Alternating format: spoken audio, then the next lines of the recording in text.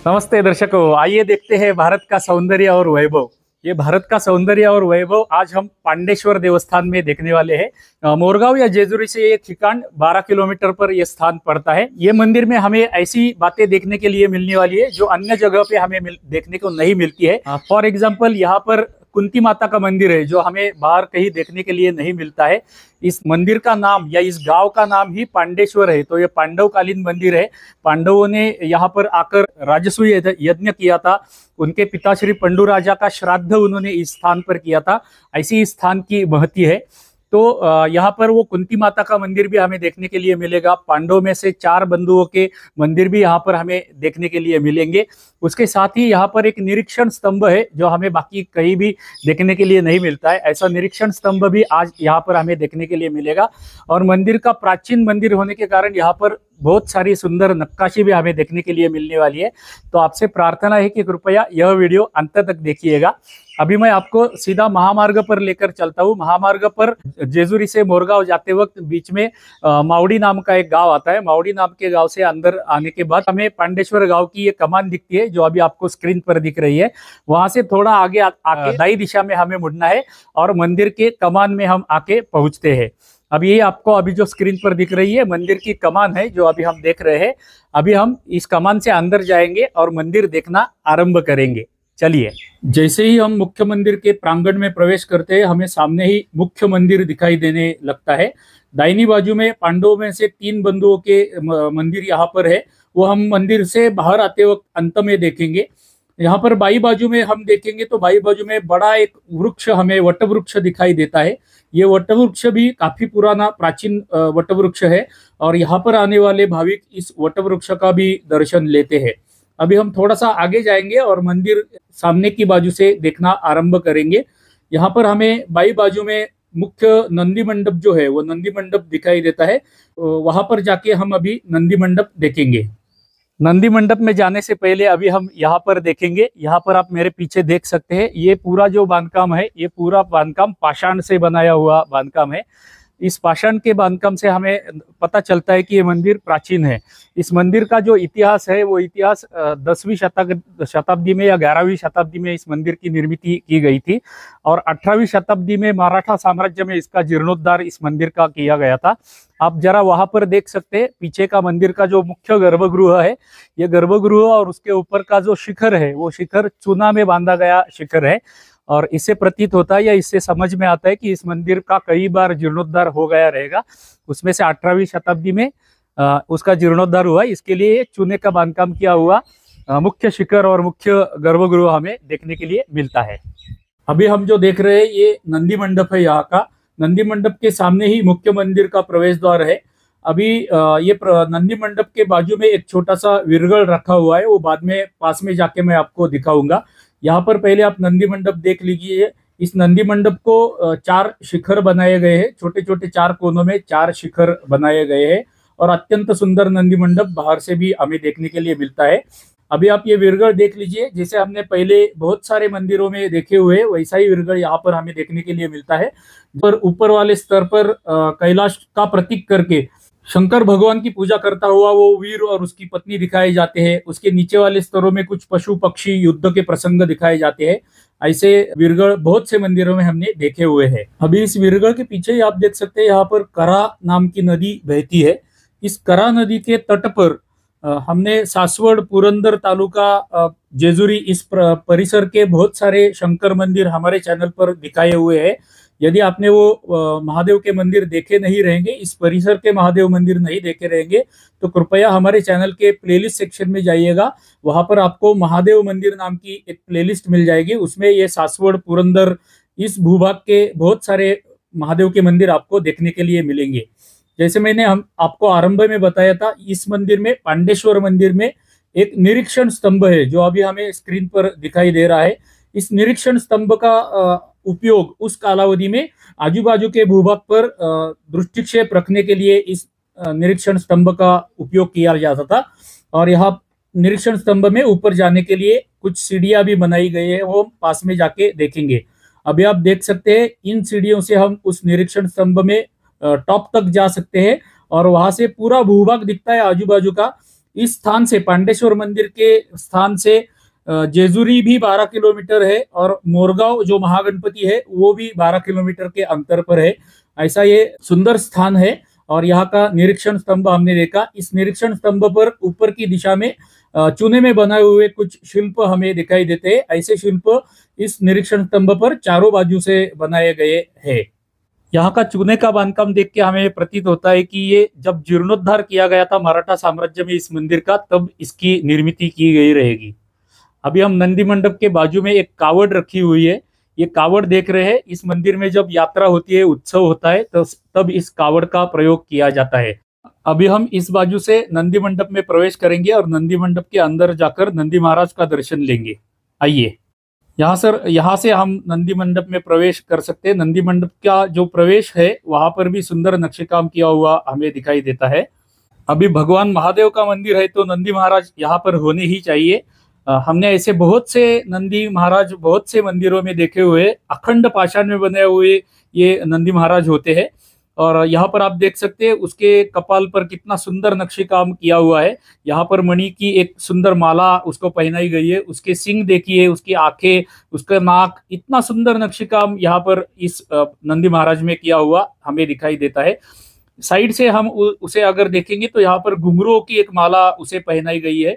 यहाँ पर घंटाओं की एक माला भी उसके पीठ पर है। उसका वशिंड देखिए, उसके पीठ पर रस्सियों की जो गांठ होती है वो गांठ हमें यहाँ पर दिखाई देती है।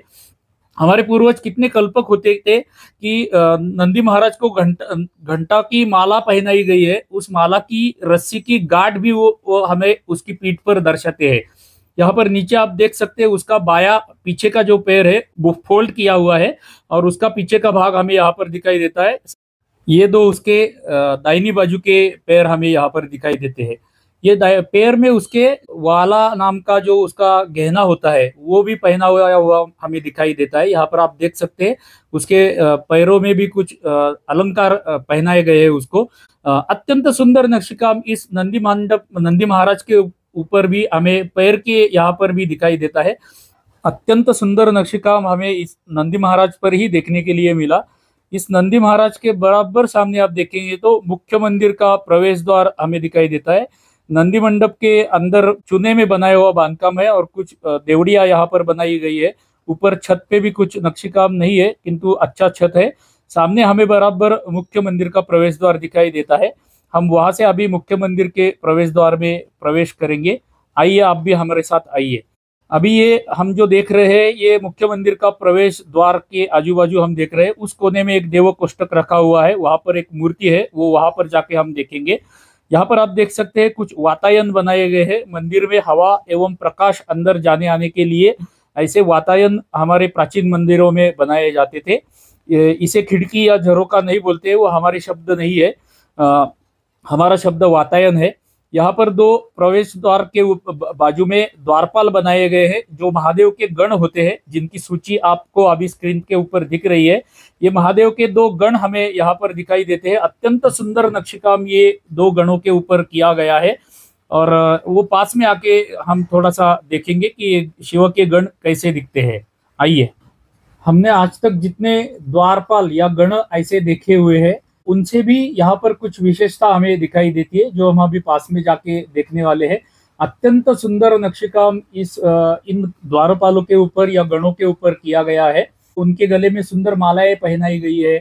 उसके अन्य जो अलंकार है वो भी अत्यंत सुंदर है। उनका मुकुट यदि हम देखेंगे तो कर्नाटकी पद्धति का मुकुट इन द्वारपालों को बनाया हुआ दिखाई देता है। ये महाराष्ट्र के मंदिर है किंतु इनको कर्नाटकी पद्धति का मुकुट बनाया हुआ है। उसके ऊपर जो छत्र हमें दिखाई देता है वो छत्र भी यहाँ पर ही हमें देखने के लिए मिलता है। ये पूरा द्वारपाल एक ही पाषाण में बनाया गया है और वो छत्र जो उनके ऊपर है वो दोनों छत्र दूसरे पाषाणों में बनाए गए हैं। ऐसे छत्र हमें बाकी किसी भी मंदिर में आज तक देखने को नहीं मिले थे जो यहाँ पर आज हमें देखने के लिए मिले। अभी और थोड़ा क्लोजअप में जाके देखेंगे उसके चेहरे के भाव आप देख सकते हैं।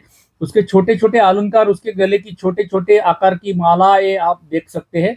अभी ये जो उसका पीछे वाला चक्र जो है, चक्र भी अत्यंत सुंदर हमें दिखाई देता है। ये चक्र भी यहाँ की विशेषता है जो अन्य मंदिरों में हमें देखने के लिए नहीं मिलता है। ये मालाएं अभी आप देखिए गेहूं के दाने के आकार के बराबर का छोटा छोटा नक्शेकाम इनके ऊपर किया गया है। अर्थात मुगलों ने बहुत सा उसका नुकसान किया हुआ है, इसको नुकसान पहुंचाया है, किंतु बहुत सा देखने के लिए अभी भी यहाँ पर बाकी है। ये बाकी अलंकार, कमर के जो उसके अलंकार है वो भी आप देख सकते हैं। अत्यंत सुंदर अलंकार कमर में भी उसको पहनाए गए हैं। अभी यहाँ पर देखिए कितना छोटे आकार का और सुंदर नक्शेकाम उसमें किया हुआ हमें देखने के लिए मिलता है।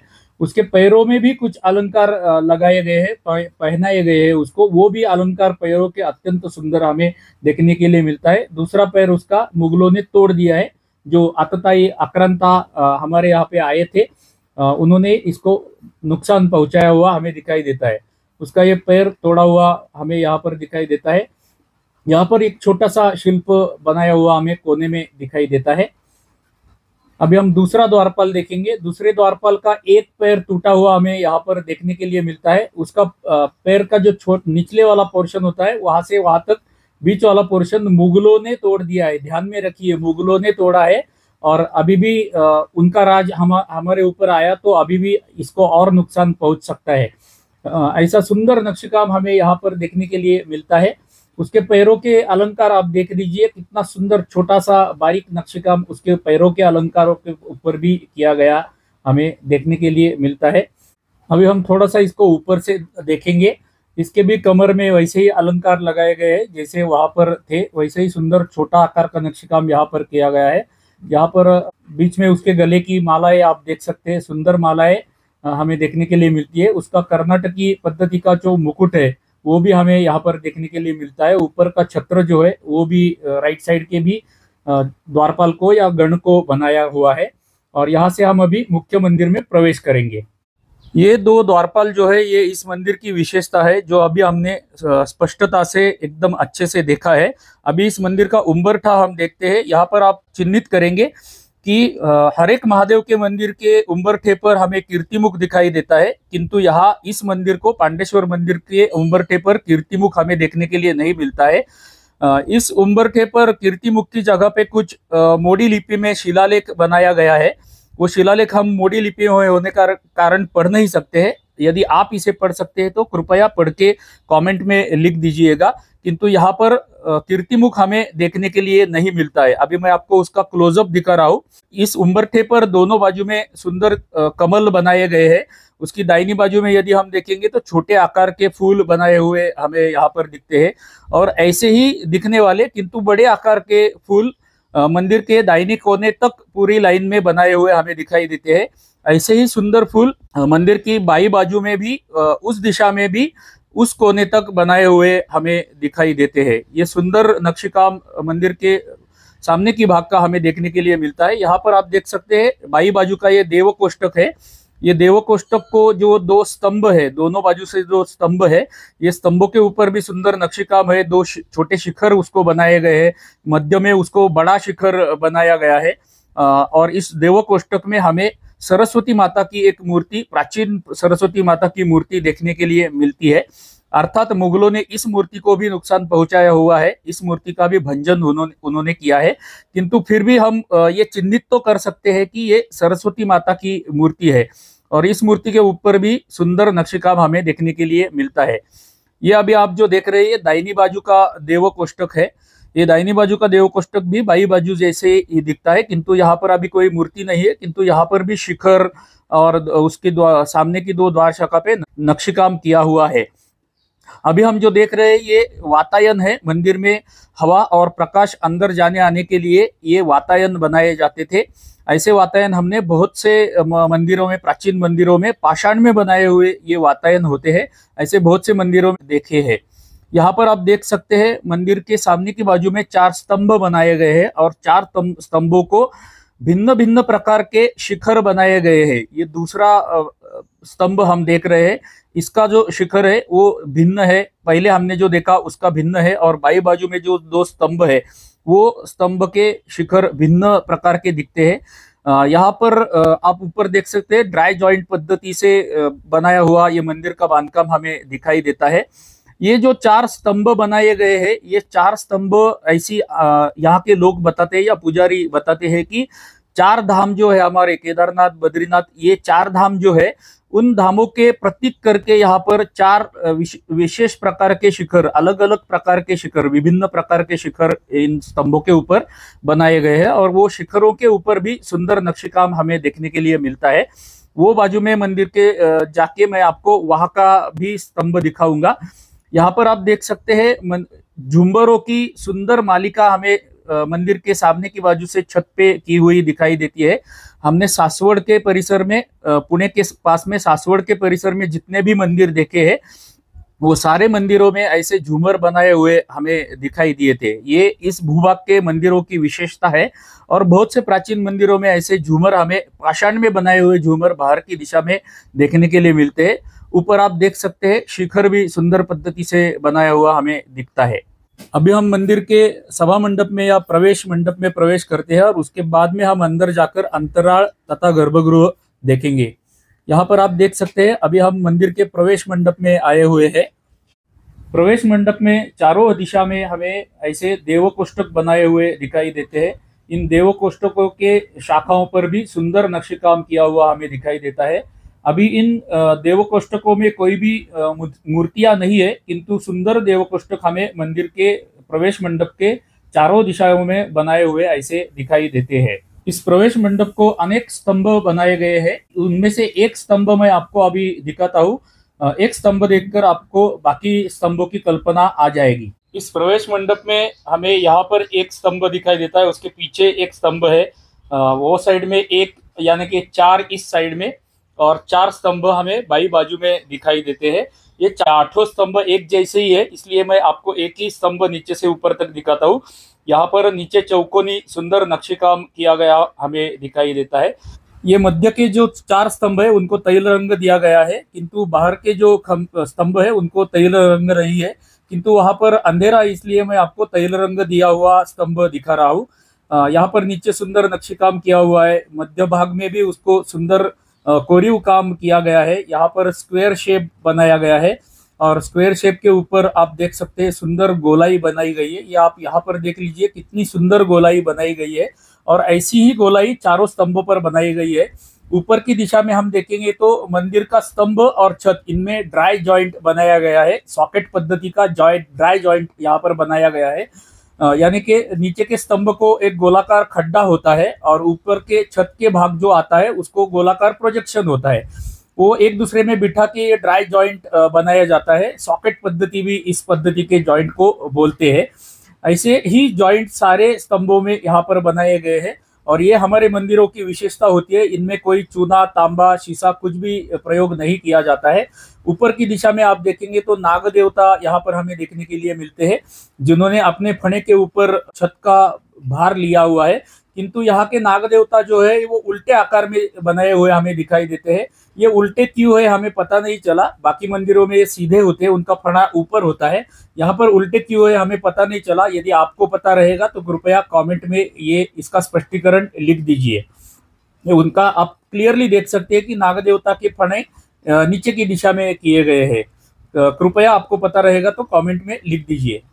इस स्तंभ के जैसे ही अन्य 7 स्तंभ है, इसलिए मैंने आपको एक ही स्तंभ दिखाया, क्योंकि हमें समय बचाना है। अभी हम मंदिर का अगला अवयव देखते हैं। अभी आपको जो दिख रही है इसे रंगशिला बोलते हैं, रंगशिला मराठी में बोलते हैं।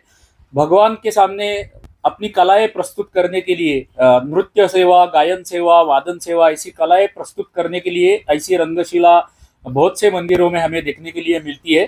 खिद्रापुर का जो कोपेश्वर मंदिर है वहां पर हमें गोल आकार की रंगशिला स्वर्ग मंडप में दिखाई देती है। यहाँ पर चौकोनी आकार की रंगशिला हमें दिखाई देती है, और बहुत से मंदिरों में चौकोनी आकार की ही होती है। यहाँ पर हमें एक देवता का यंत्र बनाया हुआ दिखाई देता है। कौन से देवता का है पता नहीं है, किंतु कोई देवता का यंत्र यहाँ पर बनाया गया है। उसके ऊपर हम यदि छत की दिशा में देखेंगे तो मंदिर का छत भी है। त्रिकोणीय आकार के पाषाण एक दूसरे के ऊपर रखकर ड्राई जॉइंट पद्धति से ही ये सुंदर छत बनाया गया है। इसमें कोई भी चूना, तांबा मिश्रण नहीं किया गया है, किंतु आज भी इसे वाटरप्रूफिंग नहीं करना पड़ता है। मध्य में सुंदर आकार, गोल आकार का कमल भी बनाया गया है।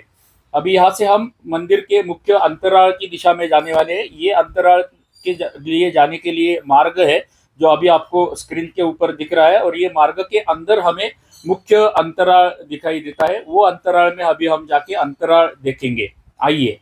ओम तत्पुरुषाय विद्महे महादेवाय धीमहि तन्नो रुद्रः प्रचोदयात्। ओम त्र्यंबकं यजामहे सुगंधिं पुष्टिवर्धनम् उर्वारुकमिव बन्धनान् मृत्योर्मुक्षीयमामृतात्। हर हर महादेव शंभो। ओम नमः शिवाय। ओम नमः शिवाय।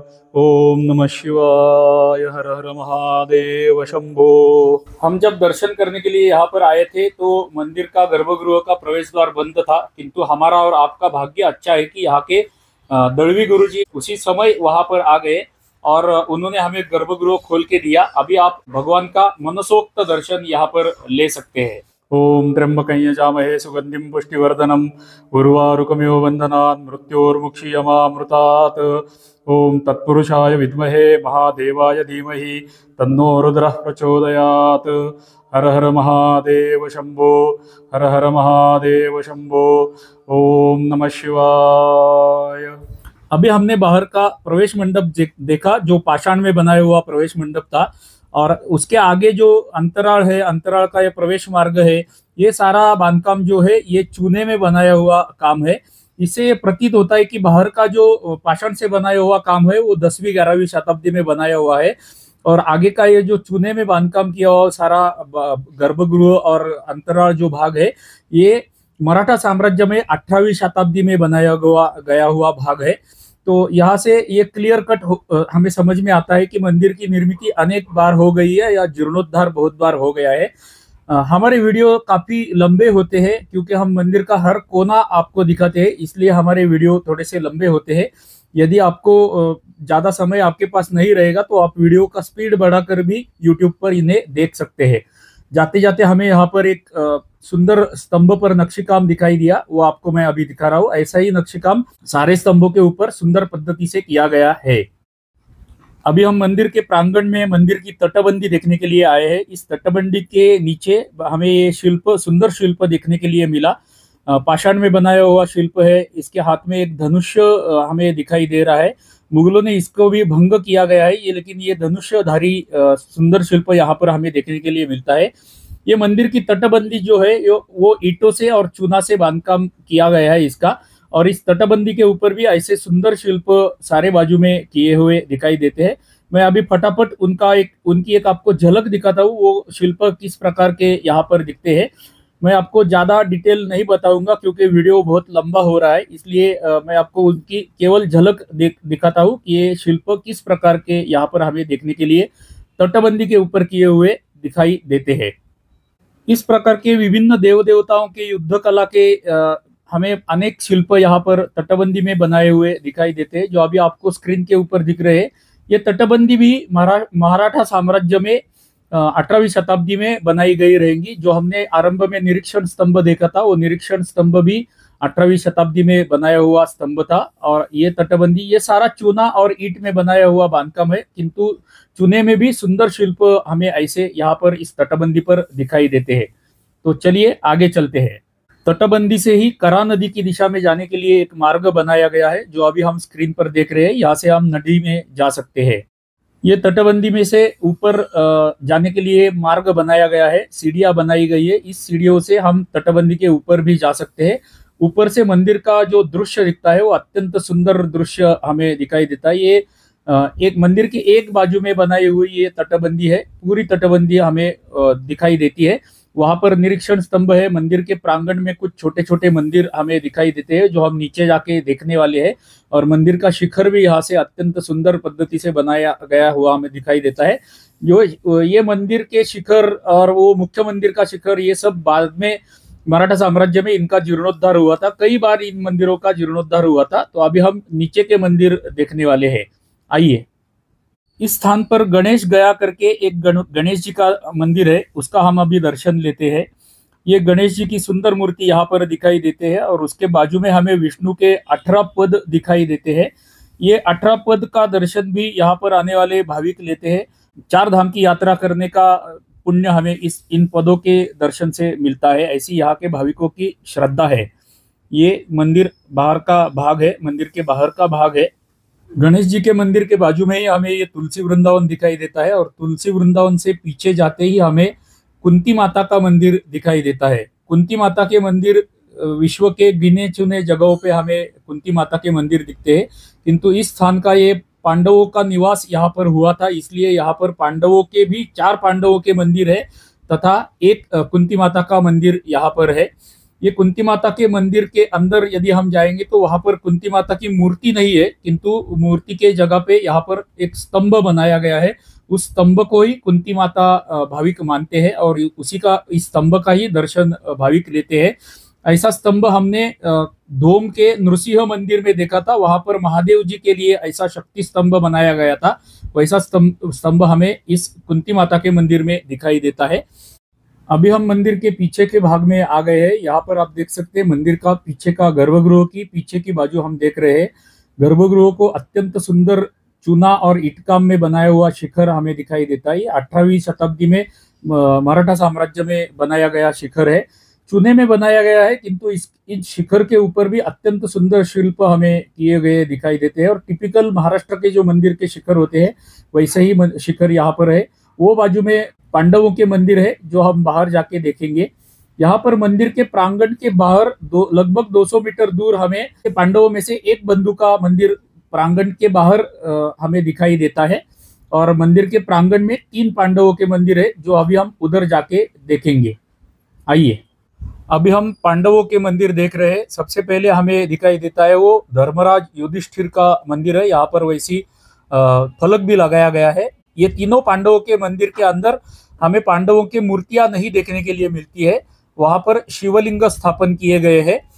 धर्मराज युधिष्ठिर के मंदिर के बाजू में ही हमें बलशाली भीम का मंदिर दिखाई देता है, उसका भी फलक यहाँ पर लगाया गया है। इस मंदिर के अंदर भी हमें शिवलिंग रखा हुआ दिखाई देता है। वो शिवलिंग का दर्शन मैं आपको थोड़ा सा क्लोजअप में कराता हूँ। और उसके बाजू में ही हमें सहदेव का मंदिर दिखाई देता है। ये सहदेव का मंदिर अभी आप स्क्रीन के ऊपर देख रहे हैं। इस सहदेव के मंदिर में भी हमें एक शिवलिंग का सुंदर दर्शन होता है। तो दर्शक हो, अत्यंत प्राचीन ऐसा सुंदर पांडवेश्वर मंदिर आज हमने देखा। यहाँ पर जो जो कुछ दिखाने जैसा था वो सारा हमने दिखाया आपको। आप जब कभी महाराष्ट्र में जेजुरी के पास आएंगे या जेजुरी को दर्शन करने के लिए आएंगे तो थोड़ा सा समय निकालकर ये मंदिर देखने के लिए भी अवश्य आइएगा, ये आपसे प्रार्थना है। हमारी नित्य की प्रार्थना तो आपसे रहती है कि यदि हमारा ये मंदिर दिखाने का, प्राचीन मंदिर दिखाने का प्रयास आपको अच्छा लगा रहेगा तो कृपया वीडियो को एक लाइक कर दीजिए, एक छोटा सा कमेंट कर दीजिए, और हमारे चैनल को अभी तक आपने सब्सक्राइब नहीं किया रहेगा तो सब्सक्राइब भी कर दीजिए, ये आपसे प्रार्थना है। धन्यवाद, धन्यवाद, धन्यवाद।